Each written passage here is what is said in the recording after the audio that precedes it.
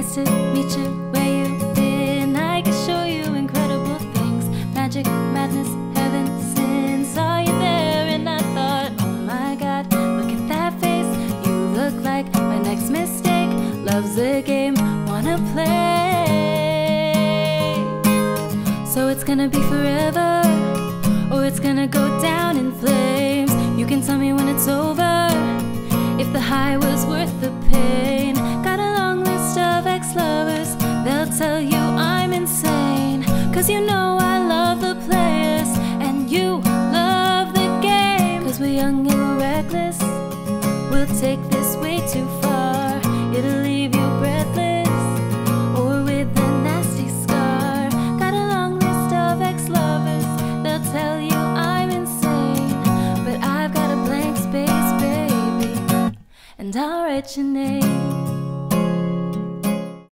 Hey everyone, it's James here from GoodGuitarist.com, and today I'm going to show you how to play Blank Space, and this is the easiest way that you can play it. I took this from her live performance at the Grammy Museum. It was a few years ago, and this one, she plays it with a capo on the 6th fret, but we're going to learn it just in the normal open position, and afterwards you're always welcome to capo it up if you want to sing along with the original live recording. If along the way you find that you need any extra help, there's a worksheet for this available on my Patreon page that has the chords, the timing, the strumming, everything written out for you so you can practice this at your own pace. There's also my completely free ebook. It's free for all my subscribers. There's a link down below for that as well, and that goes over all the fundamentals of chords and strumming. If you have any questions, please ask me in the comments down below. I try my best to go through them and answer all your questions. And don't forget to like and subscribe. Otherwise, we're going to get started with the chord shapes. First, we have a G chord.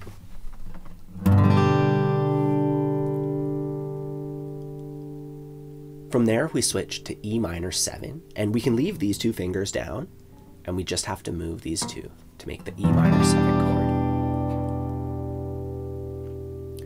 Then there's C add 9, and once again, we leave those two fingers down.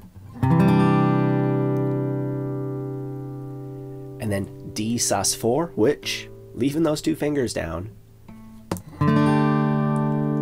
And from D sus 4, we switch to a regular D chord. So all I did there was I had my pinky on the 3rd fret, and instead I made the whole D shape and then I released my pinky. Just practice that going between D sus 4 and D a little bit. Now there are a couple more chord shapes that we'll need to learn the chorus, but let's stick with those 4 for now. Let's practice switching through them now, downstrokes only, counting it out just so we can play them in the right order. Starting on G, 1, 2, 3, 4. 2,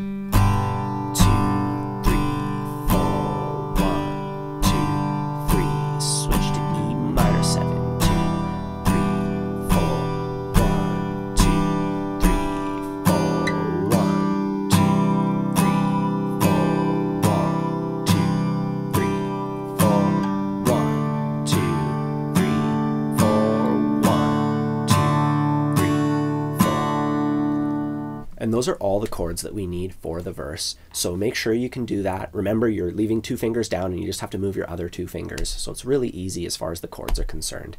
Now we're going to take a look at the strumming pattern. It goes like this. And that seems pretty long and complicated, but when we break it down, it's not too bad. First, we start off with down, down, up, down. So let's just count that out. 3, 4, down, down, up, down. 1, 2, 3, one more time. Down, down, up, down. Then we're going to do the exact same thing. Again, another down, down, up, down. So we'll put 2 of them together. Down, down, up, down. Down, down, up, down. 3, 4. Down, down, up, down. Down, down, up, down. 3, 4. And practice it just like that, saying 3, 4 out loud, doing it at your own pace. You can see the strokes here. You can see how it lines up with the counting as well. And we'll go through it one last time. But first, let's figure out the last 2 strokes. We're going to go down, down, up at the very end. So we go down, down, up, down 2 times, and then down, down, up. 3, 4. Down, down, up, down. Down,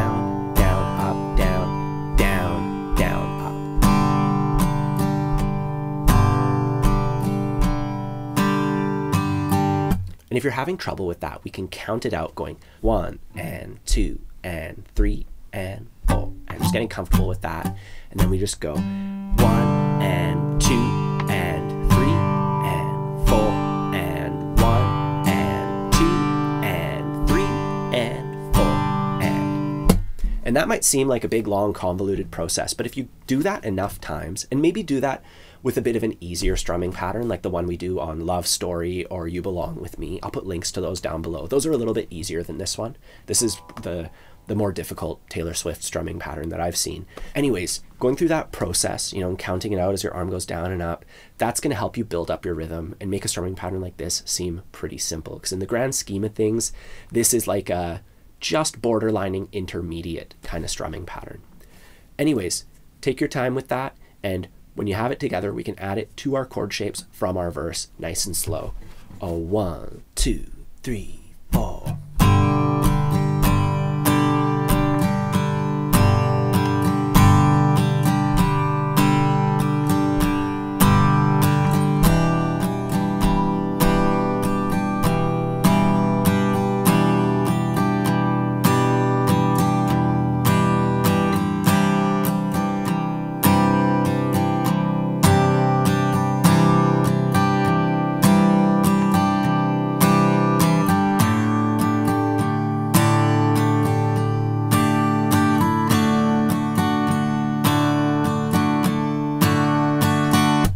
Next we have the chorus, and for that we need at least one more chord shape, A minor. And following A minor, we can either do our C add 9 like we just were, but I feel that we could use the regular C chord here. It kind of adds a bit more lift to the tune, and the switch is easier too. You know, so from our A minor chord, we just move that one finger to make the C chord. And when we're adding the rhythm to that, it's the same as in the verse, except at the very end we have a stop, and that's literally where you just stop strumming partway through the pattern. You know, once we get to that final C chord, I've got blank space, and I'll write your name. So we do our strumming pattern one time on the C chord, and then we just go down, down, up, down, and we stop the strings by just touching our palm to them. Like that. I'll just do the whole C chord right now. I've got a blank space, baby, and I'll write your name. Otherwise, it's all pretty straightforward. So let's try that out now, putting the chorus together with the strumming pattern. 1, 2, 3, 4.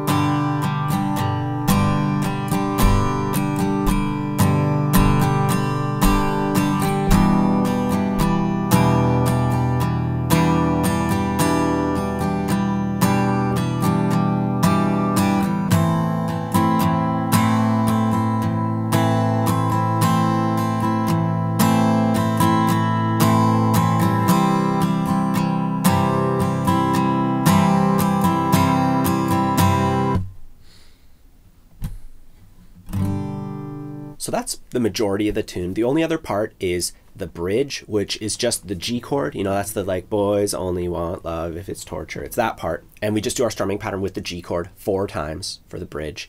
Otherwise, that's the entire tune. So at this point, we can talk about putting it all together. We basically just play our verse, chorus, then we do the bridge, which is just the G chord 4 times, and then we do the chorus again. So we've already worked our way through all the different parts of the tune. Otherwise, there's not much else to it. Don't forget, if you want to play along with that recording at the Grammy Museum, put your capo on the 6th fret. If you wanted to play along with the original recording, I think you'd have to put your capo on like the 10th fret or something insane. So maybe we won't be doing that. But Otherwise, have a fun time practicing this one. Don't forget about that chord chart available on my Patreon page, my complete beginner's course, my free ebook, which you should definitely get because it'll help you out with all the basics, and putting it together a song like this is no problem. And yeah, I'll see you soon.